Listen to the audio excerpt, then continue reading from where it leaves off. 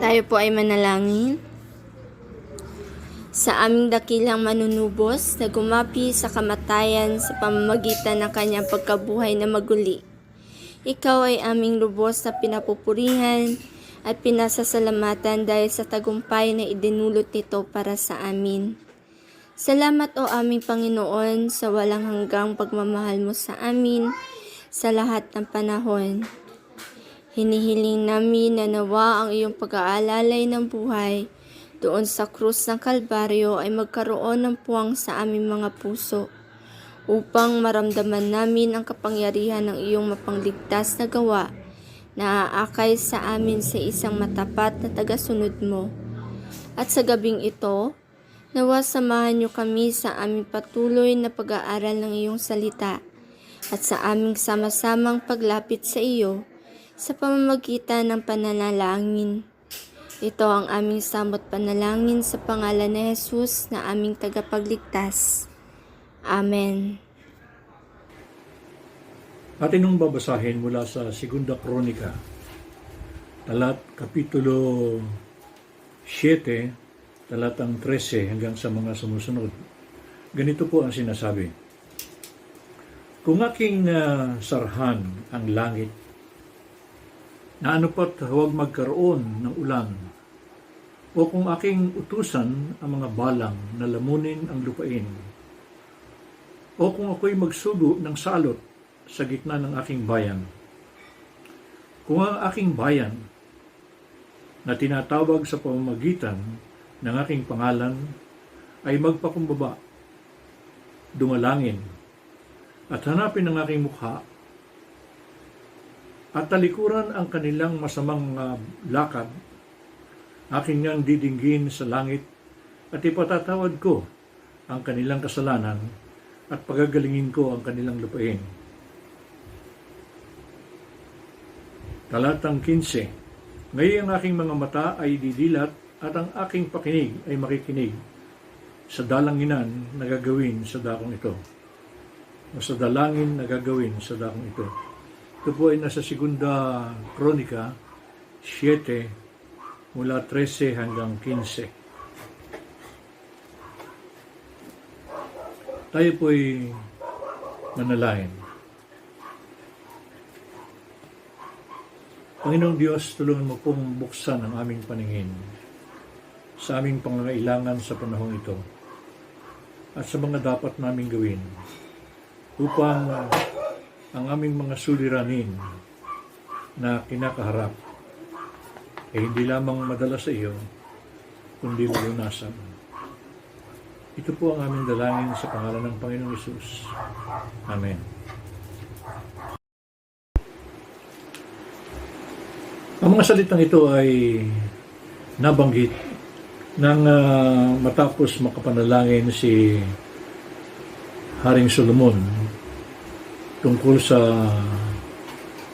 patnubay na pwedeng gawin ng Diyos para sa kanya dahil sa kanyang magiging paghahari sa bansang Israel. Masusumpungan natin na parang tabingi sa atin ang bagay na ito dahil sa ang katotohanan ng binabanggit tungkol sa mga salitang ito ay tungkol sa mga Israelita. Pero tayo bilang mga mananampalataya ay nakapasok sa kaugnayang iyon sa Diyos. Mula nang buksan ni Apostol Pedro ang pangangaral mula para sa mga Hintil at naipagpatuloy ito ni Apostol Pablo, ay masusumpungan natin na naging kabilang tayo sa pamilyang iyon. Sinasabi sa 1 Pedro 2, talatang 4 at 5, na kayo magsilapit sa Kaniya na isang batong buhay na sa katotohanan ay itinakwil ng mga tao datapot sa Diyos ay hirang at mahalaga. Kayo rin naman, na gaya ng batong buhay, ay natatayong bahay ukol sa Espiritu upang maging pagkasaserdoting banal at upang maghandog ng mga hain na ukol sa Espiritu na nakakalulugod sa Diyos sa pamamagitan ng Jesucristo. Naging diretso ang ating kaugnayan sa ating Panginoon tungkol sa bagay na ito. Kung kaya ang mga pangako sa matandang tipan at ang pangako sa bagong tipan ay para sa ating mga mananampalataya na ito'y mahalaga nating masumpungan. Gaya na binabanggit ko sa inyo ng mga nakaraang araw sa ating prayer meeting, ang kinatawag na corporate praying ay mahalaga na ating isakatuparan. Sapagkat dito ay masusumpungan ang kapangyarihan at ang kalakasang magagawa ng mga mananampalataya.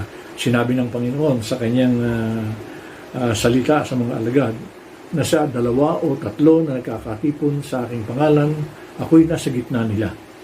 Kung mayroon natin pananalangin bilang mga mananampalataya ng sama-sama, ay hindi lamang mahalaga, kundi ito'y makatutulong upang masumpungan na yung ating hangarin bilang bilang mga mananampalataya ay matutugunan.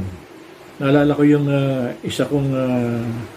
sa isang grupo na aking sinamahan noong nakaraan. 50 pa lamang ang mga churches namin noon. At yan ay halos sa buong Pilipinas na, baka wala pa. At nanalangin ang pagkatapos na mag-ipon-ipon yung mga pastor sa isang lugar sa Tagaytay, nanalangin sila. At ang panalangin na kanilang hiningi, sa loob ng 5 taon ay makapagtatag ng 200 iglesia. Bukod sa 50, magkakaroon ng 150 na para mabuong 200 yung mga churches na pinaglilingkuran ng mga manggagawa, pati mga gawa kasama. Nanalangin sila na sama-sama tungkol doon. At alam ninyo na naipagpatuloy yung 5 taon na yon, punong-puno ng gawain ang buong grupo. At talagang sila'y nagtatag na mabuti sa mga iba't ibang lugar. Meron sa baryo, meron sa bayan, meron sa siyudad. At yun ay naging isang malaking movement noong panahon iyon. Kung tawagin ay Operation 200. Alam niyo, ito pwede natin gawin sa ating iglesia. Sinabi nga ng isang nagtatag ng grupo, yung Church Growth International, na ang kanilang layunin, na sabi niya, ay makita ng bawat iglesia na po pwede silang lumago. Tayo rin natutulog na dragon sa Asia. Ang UCCP, United Church of Christ in the Philippines, ay natutulog na dragon sa Asia na kung magigising at makikita ang kanilang oportunidad, ang ating oportunidad, ay makakasumpong tayo ng paglago na di pangkaraniwan. Kulang lamang sa atin yung tinatawag na paghahangad upang ito'y maisakatuparan. Mahalaga itong gawin, mga kapatid. Naniniwala ako na ang hamon sa paglilingkod bilang mga mananampalataya ay nagsisimula sa pananalangin. Nagsisimula sa ating mga tuhod. Hingin natin sa Panginoon ang layunin, ang ating hangarin, at ibibigay ng Panginoon yun. Dito sa ating talata, sabi ito, kung ang aking sa bandang unahan pa, tingnan natin sabi, kung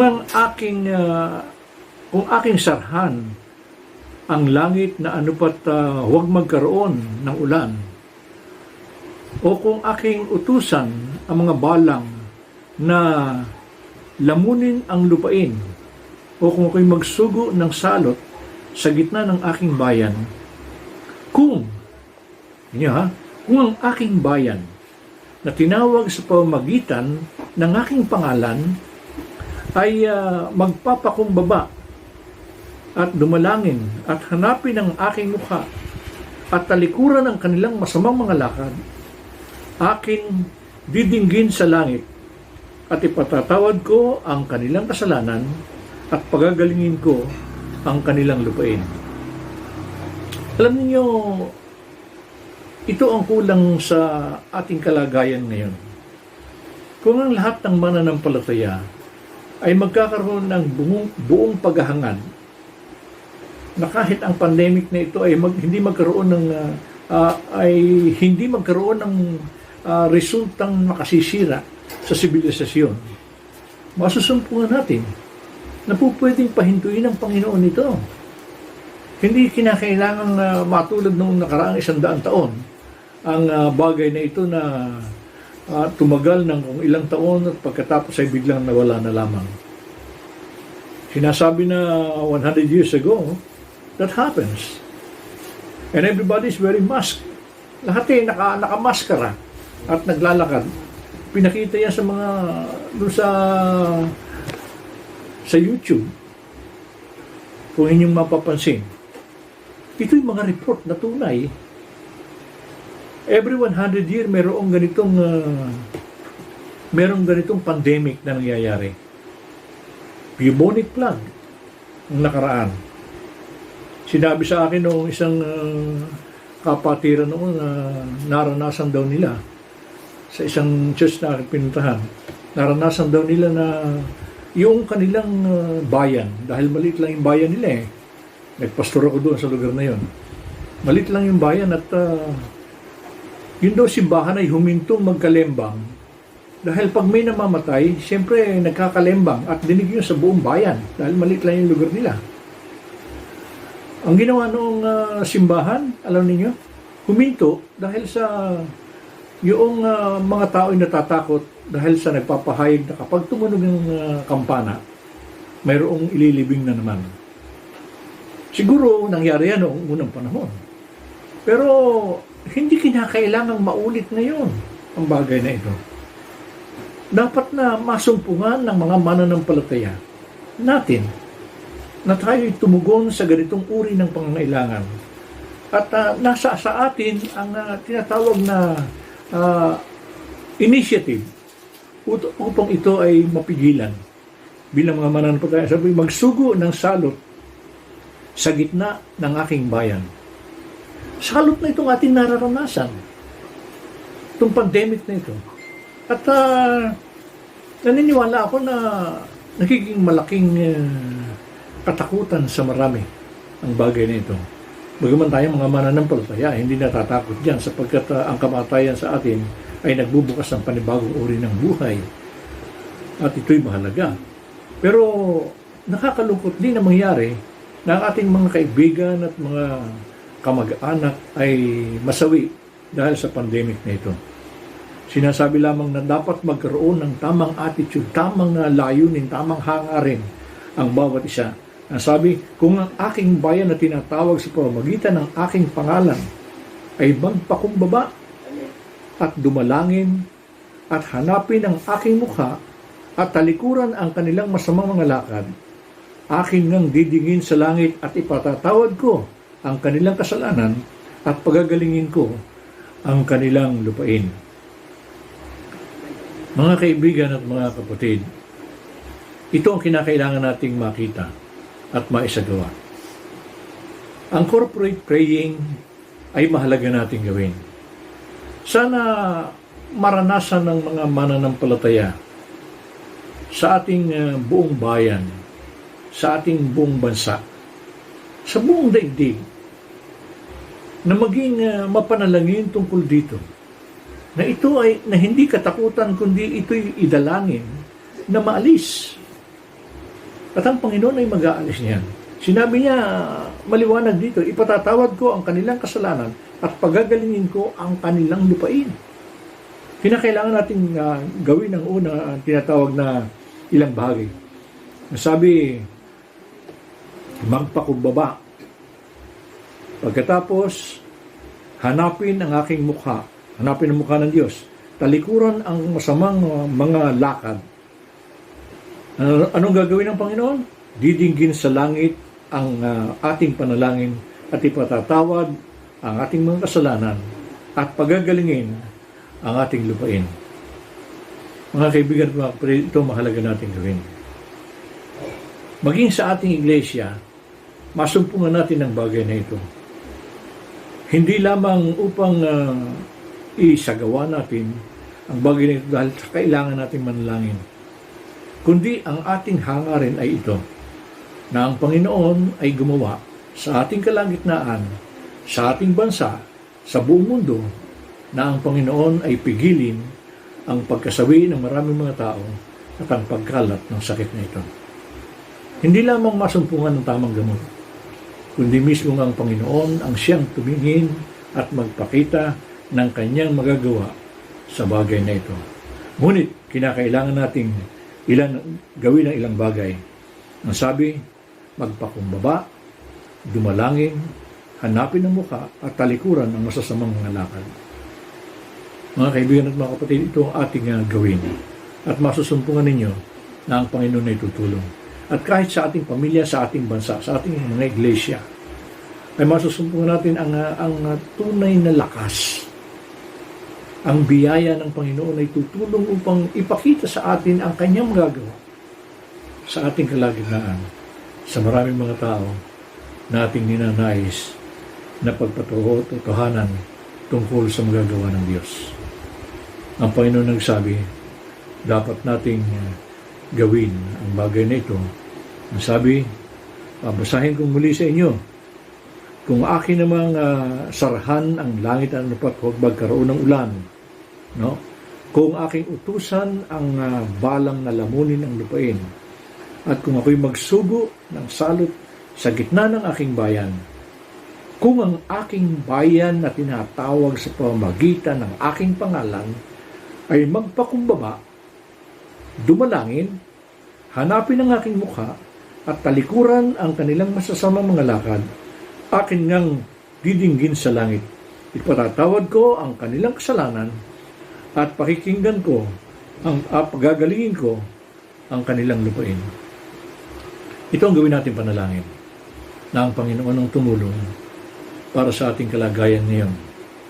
Sa mga takot nating nararamdaman, hindi lamang mag-alis ng takot, kundi ang dahilan ng takot ay alisin upang tayo makapagpatuloy sa isang normal na pamumuhay.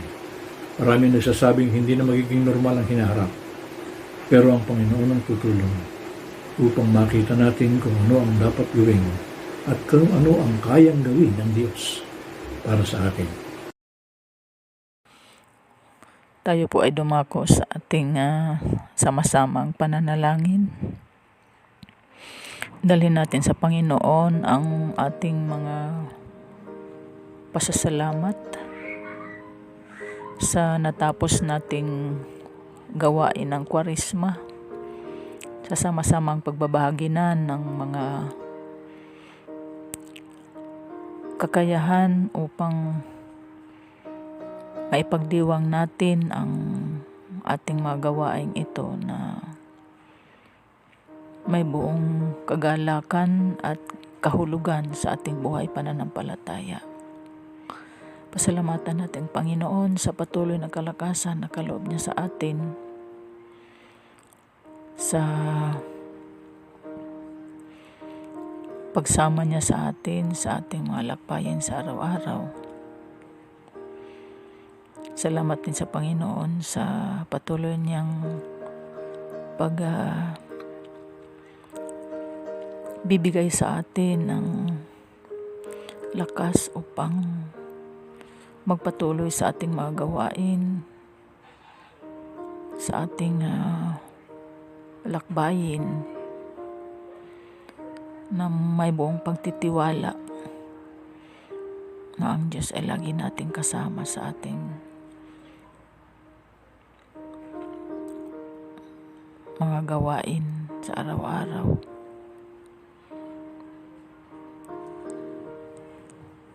Pasalamatan natin ang Panginoon sa patuloy din niyang pag-iingat sa ating bawat sambahayan, sa kanyang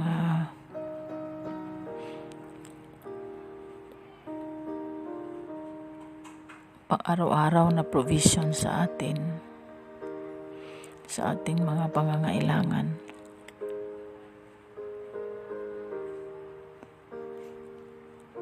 Pasalamat tayo sa Panginoon sa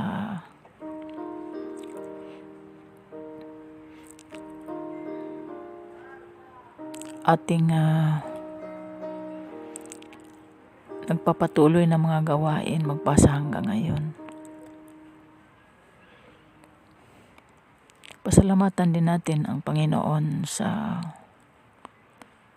pinagkaloob niya sa ating pagkakataon upang tayo makalalapit sa Kanya sa lahat ng sandali, ilit sa lahat ay sa panahon ng ating sama-samang pagdadalanginan sa gabing ito.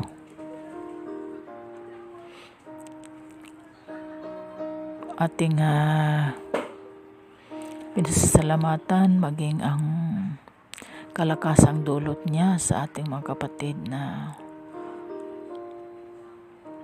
ipinagdiriwang at ipagdiwang ang buhay sa pagsapit ng kanilang kaarawan. Salamat sa buhay na taglay na kaloob ng Panginoon upang muli ay ito'y pagtibayin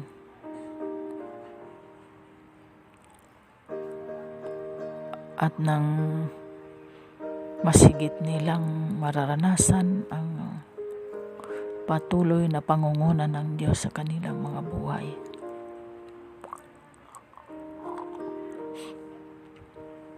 Pasalamatan din natin ang Panginoon sa mga katugunan ng ating mga panalangin, mga personal na mga kahilingan, at maasa tayo na sa pamamagitan nito ay mas lalo pa nating mararanasan at matatanggap ang kabutihan na nagmumula sa Diyos. Iba pa nating nais na dalhin sa ating mga pasasalamat sa Panginoon.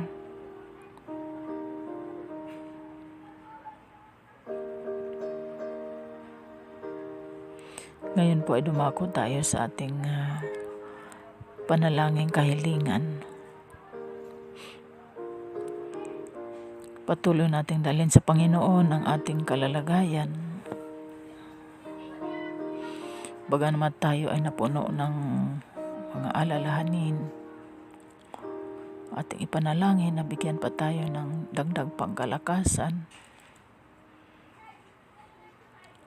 pag-asa, at kagalakang mamuhay sa pagsisikap na ang ating mga naisin at gagawin ay laging magdudulot sa atin ng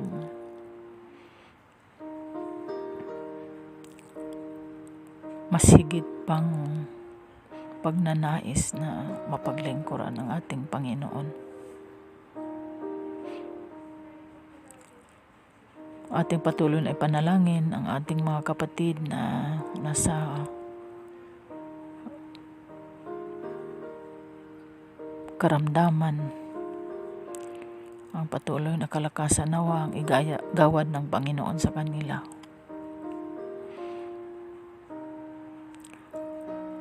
Ang kanyang pagsama sa kanilang araw-araw na pakikibaka ng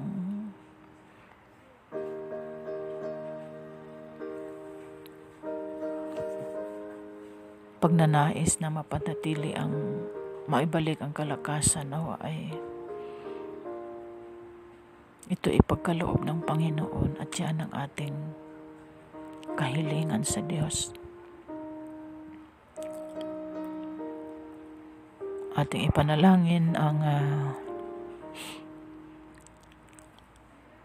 patuloy na kalalagayan at lumalalang kalagayan ng ating bansa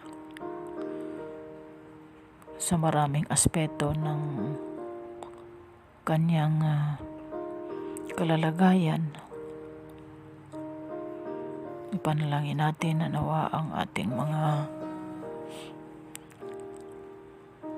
leaders ay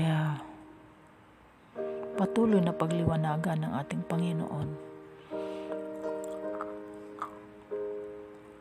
upang ang kanilang mga paglilingkod ay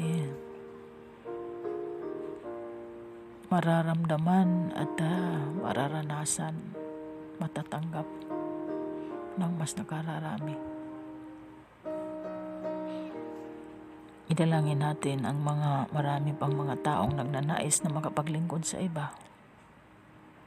Ang kalakasan at pangunguna, lalo't higit ang kaligtasan ang idudulot sa kanila. Lalo't higit ang ating mga frontliners sa kanilang mapagsisikap na mapaglingkuran, maalalayan ang mga pasyente sa kanilang mahirap na kalalagayan.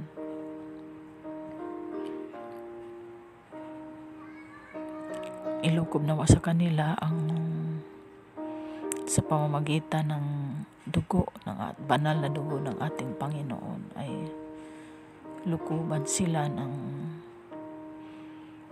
isang tibay na pagtitiwala para sa kaligtasan at patuloy na dagdag pangkalakasan. Ating dalhin sa panalangin ang ating mga pamilya sa pagnanais na patuloy na magkaisa sa ating pananampalataya, pagdadalanginan, sama-sama sa pagpasan ng mga anumang kinakaharap bilang isang pamilya. Sa pamamagitan nito ay lalong makikita kung paano kumilos ang Diyos sa kalagitnaan nagsasama-sama at nagmamahalang sambahayan na pinagbuklod ng pag-ibig ng Diyos.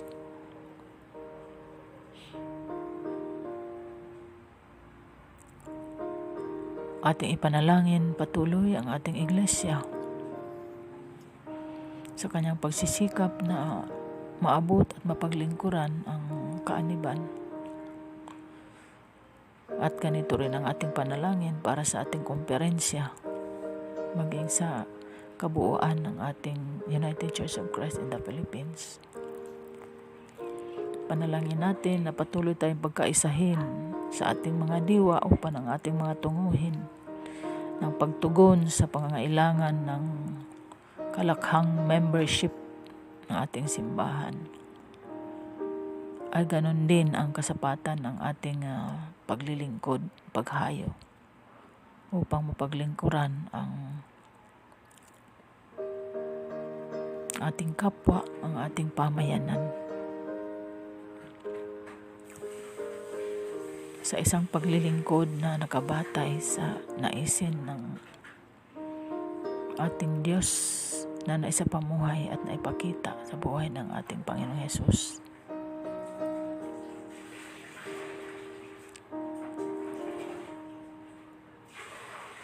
Patuloy nating idalangin ang ating mga mahal sa buhay na malayo sa atin.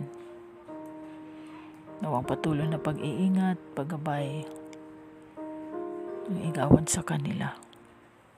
Ganon din naman ang ating mga mag-aaral sa patuloy nilang pagsisikap din na matuto, makakomply sa mga requirements at sa pamamagitan nito ay patuloy nilang maranasan ang katatagan, ang desire na patuloy na desire sa patuloy na pagkatuto. Nawa ipagkaloob sa kanila ang wisdom and knowledge na kinakailangan upang patuloy na makasustain sa kanilang pag-aaral ng may buong patience,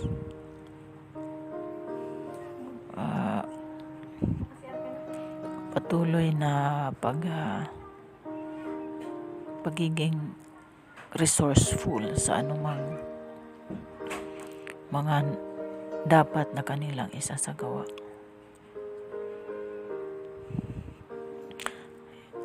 Iba pa nating mga nais na dalhin sa Panginoon ay ating dalhin ngayon sa harapan ng Diyos. Sa pangalan ni Jesus. Amen.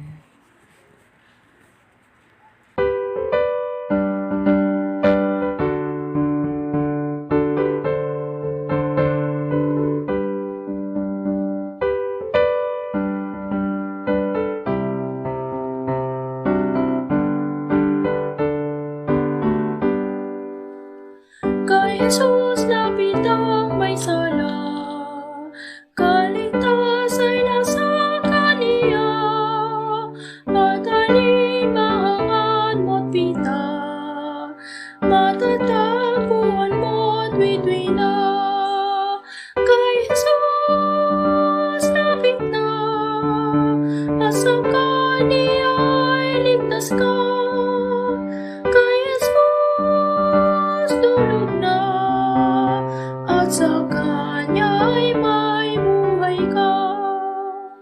Nagkasala kang walang malay, lumulog sa Kanyang paanan.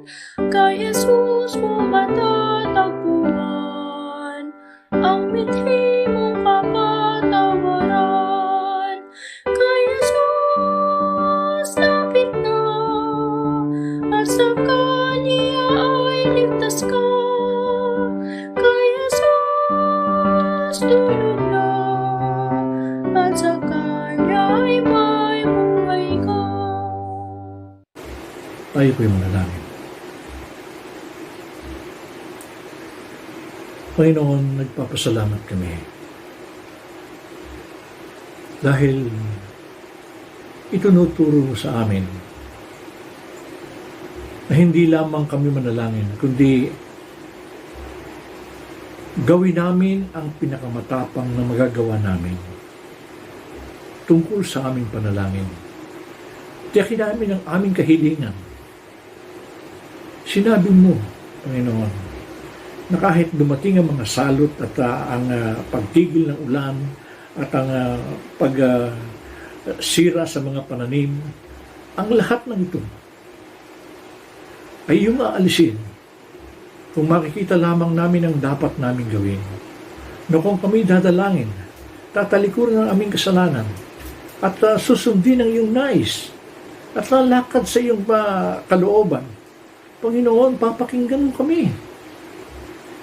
Hindi ka lamang nakikinig dahil sa hindi namin nagagawa yung dapat namin gawin. May bahagi kang nais gawin para sa amin. At kami bilang mga tao ay mayroong kinakailangan gawing pagpapakumbaba at pagdalangin at paghingi ng tulong na galing sa iyo. Panginoon, huwag mo pong bayaan na ang aming mga lider ay magnais lamang na lutasin ang aming karamdaman ito ng buong bansa at ng buong mundo sa pamamagitan ng mga gamot. Para bang ginagawa lamang naming pangtapal upang ang lahat ng mga bagay na ito ay hindi namin makita at hindi namin maranasan. Pero Panginoon, ang gusto mo'y tanggalin ang lahat ng ito kung kami lamang ay magiging tama ang kalagayan sa iyong harapan. Sinabi mo, Panginoon, na kung kami tatawag sa iyong pangalan at magpapakumbaba, hahanapin ang iyong mukha, tatalikuran ang aming mga kasalanan, masasamang lakad, ay didinggin mo kami sa langit. Panginoon, tulungan mo po kami na maranasan namin ang bagay na ito. Gawin mo po na ang aming kalagayan ngayon sa pagkabihag ng pandemya na ito ay maalis. At gawin mo rin po, Panginoon, na ang aming mga iglesia ay maghangad na lumago. Lalo na ngayon sa pagkakataong ito. Sapagkat makikita nila ng mga tao na maaaring gumawa ka sa gitna namin. At kami bilang isang iglesia, mga tagasunod mo, ay maaaring maging matagumpay. At magiging matagumpay din sila kung kanilang pagtitiwalaan ang iyong sinasabi. Salamat aming Panginoon sapagkat gagawin mo ito. Sa pangalan ng aming Panginoon Jesus. Amen.